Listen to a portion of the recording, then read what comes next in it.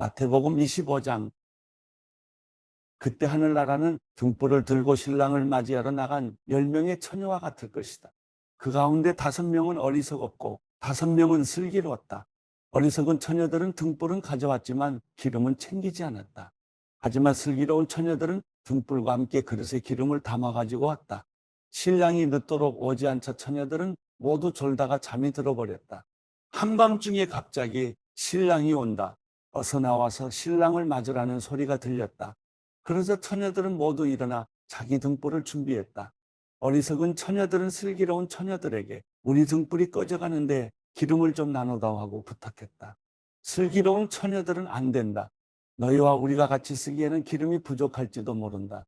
기름 장수에게 가서 너희가 쓸 기름을 좀 사라 하고 대답했다. 그러나 그들이 기름을 사러 간 사이에 신랑이 도착했다. 준비하고 있던 처녀들은 신랑과 함께 결혼 잔치에 들어갔고 문은 닫혀버렸다. 어리석은 처녀들은 나중에 돌아와 애원했다. 주여, 주여, 우리가 들어가게 문을 열어주십시오. 그러나 신랑은 대답했다. 내가 진실로 너희에게 말한다. 나는 너희를 알지 못한다. 그러므로 너희도 깨어있으라. 그 날짜와 그 시각을 알지 못하기 때문이다. 또한 하늘나라는 어떤 사람이 자기 종들을 불러 재산을 맡기고 여행을 떠나려는 것과 같다. 그는 종들의 능력에 따라 각각 5달란트, 2달란트, 1달란트를 주고는 여행을 떠났다. 5달란트 받은 종은 곧장 가서 그 돈으로 장사에 5달란트를 더 벌었다. 마찬가지로 2달란트 받은 종도 2달란트를 더 벌었다. 그러나 1달란트 받은 종은 가서 땅의 구덩이를 파고 주인의 돈을 감춰두었다. 시간이 흘러 그 종들의 주인이 집으로 돌아와 종들과 결산하게 됐다. 5달란트 받은 종이 주인에게 5달란트를 더 가져와 말했다. 주인님은 제게 5달란트를 맡기셨습니다. 자, 보십시오. 제가 5달란트를 더 벌었습니다. 그러자 그의 주인이 대답했다. 잘했다. 착하고 신실한 종아, 내가 작은 일에 충성했으니 이제 더 많은 일을 맡기겠다. 와서 내 주인의 기쁨을 함께 나누자. 2달란트 받은 종도 와서 말했다. 주인님은 제게 2달란트를 맡기셨습니다. 자, 보십시오. 제가 2달란트를 더 벌었습니다. 그의 주인이 대답했다. 잘했다. 착하고 신실한 종아, 내가 작은 일에 충성했으니 이제 더 많은 일을 맡기겠다. 와서 내 주인의 기쁨을 함께 나누자. 그때 1달란트 받은 종이 와서 말했다. 주인님, 저는 주인님이 굳은 분이라 심지 않은 데서 거두시고 씨 뿌리지 않은 곳에서도 곡식을 모으시는 것을 압니다. 그래서 저는 두려운 나머지 나가서 주인님의 돈을 땅에 감춰두었습니다. 보십시오. 여기 주인님의 것이 있습니다. 주인이 대답했다. 이 악하고 게으른 종아, 내가 심지 않은 데서 거두고 씨 뿌리지 않은 곳에서 곡식을 모으는 줄 알았느냐? 그렇다면 너는 내 돈을 돈놀이하는 사람에게라도 맡겼어야 하지 않느냐? 그랬다면 내가 돌아와서 그 돈에다 이자라도 받았을 것이다. 저 종에게서 1달란트를 빼앗아 10달란트 가진 종에게 주어라. 누구든지 있는 사람은 더 많이 받아 풍성해질 것이며 없는 사람은 있는 것마저 모두 빼앗길 것이다. 이 쓸모없는 종을 바깥 어둠 속으로 내쫓아라. 거기서 슬피 울며 이를 갈게 될 것이다. 인자가 그의 영광 가운데 모든 천사들과 함께 올 때 그의 영광의 보좌 위에 앉을 것이다. 모든 민족들이 그 앞에 모이게 되고 목자가 염소 중에서 양을 가려내듯이 인자는 그들을 둘러갈라. 양들은 자기 오른쪽에, 염소들은 그 왼쪽에 둘 것이다. 그때 그 왕이 오른쪽에 있는 사람들에게 말할 것이다. 이리 와서 세상의 창조 때부터 너희를 위해 마련해 두신 나라를 상속하라. 너희는 내가 배고플 때 먹을 것을 주었고 내가 목마를 때 마실 것을 주었으며 내가 나그네 됐을 때 나를 맞아들였다. 내가 헐벗었을 때 옷을 입혀주었고 내가 병들었을 때 돌봐주었으며 내가 감옥에 갇혔을 때 나를 찾아주었다. 그때 의인들이 대답할 것이다. 주여, 언제 주께서 배고프신 것을 보고 우리가 먹을 것을 드렸으며 언제 주께서 목마르신 것을 보고 우리가 마실 것을 드렸습니까? 언제 주께서 나그네 되신 것을 보고 우리가 맞아드렸으며 언제 주께서 헐벗으신 것을 보고 우리가 입을 것을 드렸습니까? 언제 주께서 병드시거나 감옥에 갇히신 것을 보고 우리가 찾아갔습니까? 왕이 대답할 것이다. 내가 진실로 너희에게 말한다. 무엇이든 너희가 여기 있는 내 형제들 중 가장 보잘것없는 사람에게 한 것이 곧 내게 한 것이다. 그러고 나서 왕은 왼쪽에 있는 사람들에게 말할 것이다. 이 저주받은 사람들아, 내게서 떠나 마귀와 그의 부하들을 위해 마련된 영원한 불 속으로 들어가라. 너희는 내가 배고플 때 먹을 것을 주지 않았고 내가 목마를 때 마실 것을 주지 않았다. 내가 나그네 됐을 때 너희는 나를 맞아들이지 않았고 내가 헐벗었을 때 입을 것을 주지 않았다.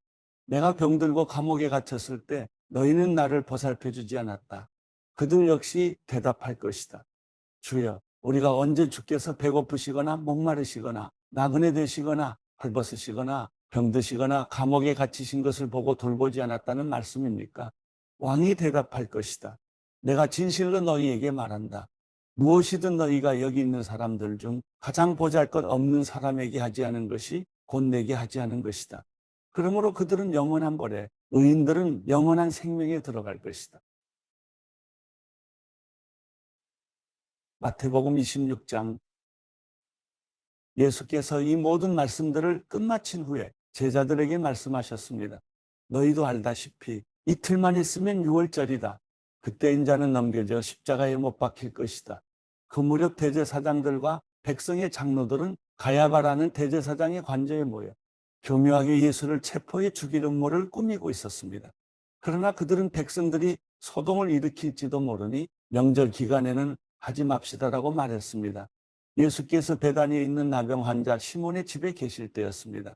한 여인이 값진 향유가 가득 든 옥합을 들고 와 식탁에 기대어 음식을 잡수시는 예수의 머리에 향유를 부었습니다. 제자들은 이것을 보고 분개하며 물었습니다. 왜 향유를 저렇게 낭비하는가? 이 향유를 비싼 값에 팔아 그 돈으로 가난한 사람들을 도울 수 있었을 텐데. 이것을 아신 예수께서 말씀하셨습니다. 왜 이 여인을 괴롭히느냐? 이 여인은 내게 좋은 일을 했다. 가난한 사람들은 항상 너희와 함께 있겠지만 나는 항상 너희 곁에 있는 것이 아니다. 이 여인이 내 몸에 향유를 부은 것은 내 장례를 준비하기 위한 것이다. 내가 진실로 너희에게 말한다. 온 세상 어디든지 복음이 전파되는 곳마다 이 여인이 한 일도 전해져서 사람들이 이 여인을 기억하게 될 것이다.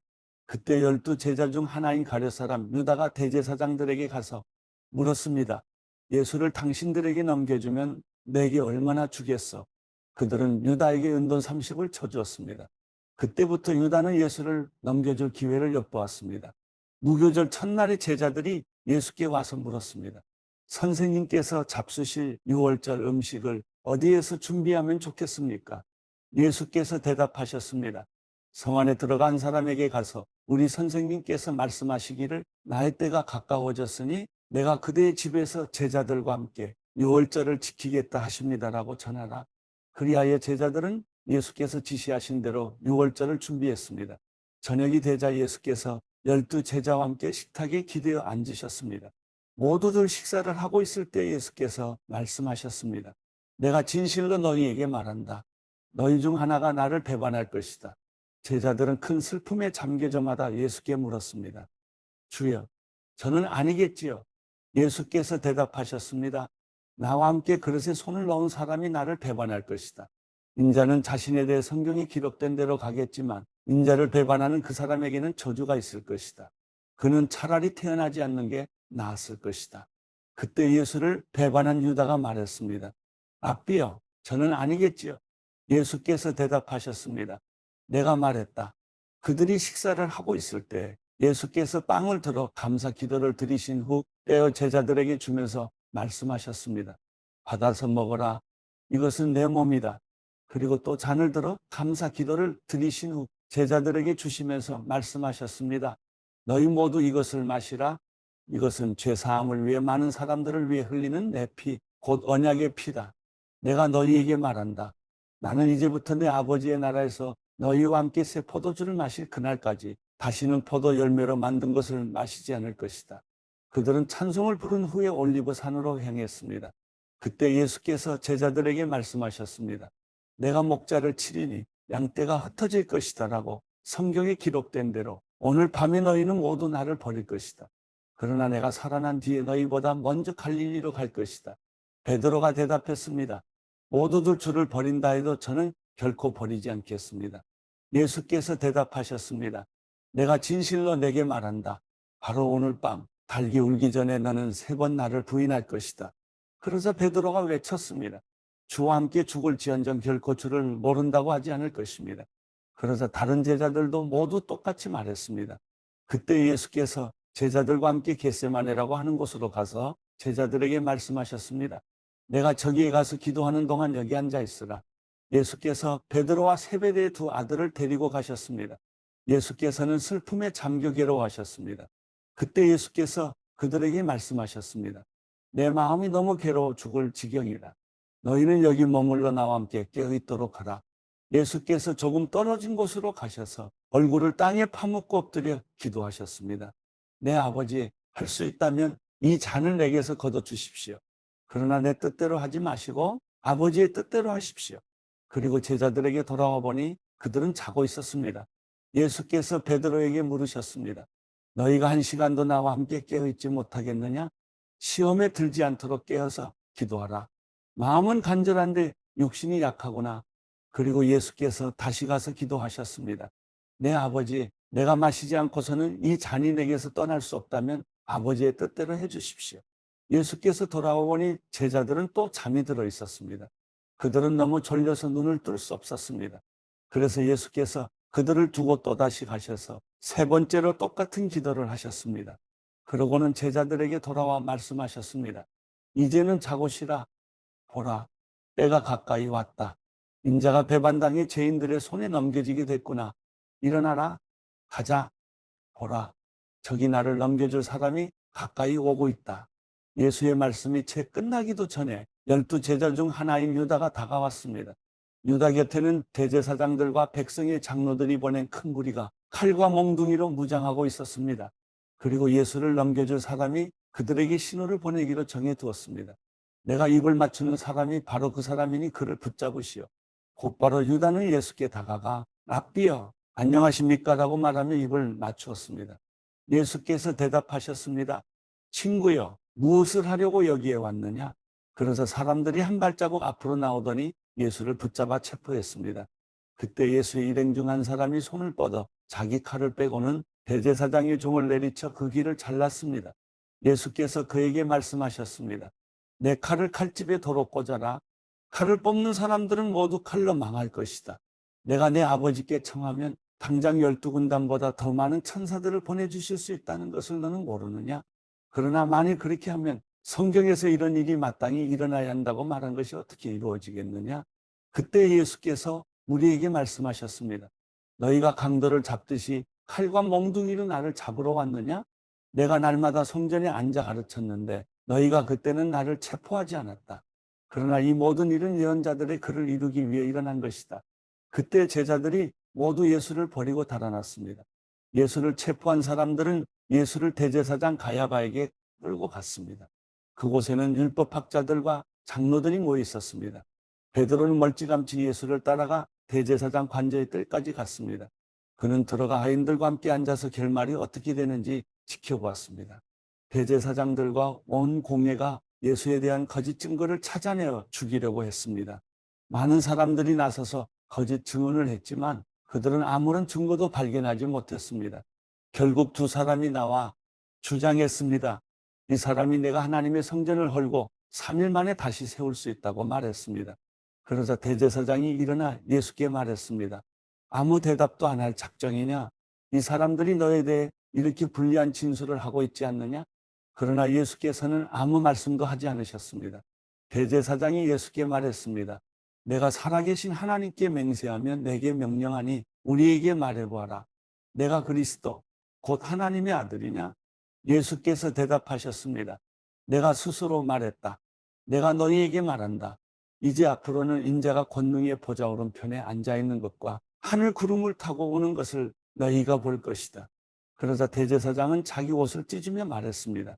이 사람이 하나님을 모독하고 있어. 더 이상 무슨 증인이 필요하겠어? 보시오. 여러분은 지금 하나님을 모독하는 말을 들었어. 여러분은 어떻게 생각하시오? 그들은 죽어 마땅합니다라고 대답했습니다. 그러자 그들은 예수의 얼굴에 침을 뱉고 주먹으로 그를 때렸습니다. 또 어떤 사람들은 뺨을 때리면서 말했습니다. 그리스도야, 누가 너를 때렸는지 예언자처럼 말해봐라. 그때 베드로는 뜰에 앉아 있는데 한 하녀가 베드로에게 다가와 말했습니다. 당신도 갈릴리 사람 예수와 함께 있었던 사람이군요. 그러나 베드로는 모든 사람들 앞에서 그 말을 부인하며 내가 도대체 무슨 말을 하는지 나는 모르겠다라고 했습니다. 그러고는 대문 있는 데로 나왔는데 또 다른 하녀가 베드로를 보더니 거기 있던 사람들에게 말했습니다. 이 사람도 나사렛 예수와 함께 있었어요. 베드로는 다시 맹세코 부인하며 나는 그 사람을 모르라고 했습니다. 얼마 지나지 않아 거기 서 있던 사람들이 베드로에게 다가와 말했습니다. 당신도 그들 중 한 사람인 것이 틀림없소. 당신의 말씨를 보니 분명하오. 그러자 베드로는 저주하며 나는 그 사람을 모른다라고 맹세했습니다. 바로 그때 닭이 울었습니다. 그제야 베드로는 예수께서 닭이 울기 전에 내가 3번 나를 모른다고 할 것이다라고 하신 말씀이 생각났습니다. 그리고 베드로는 밖으로 나가 한없이 눈물을 쏟았습니다.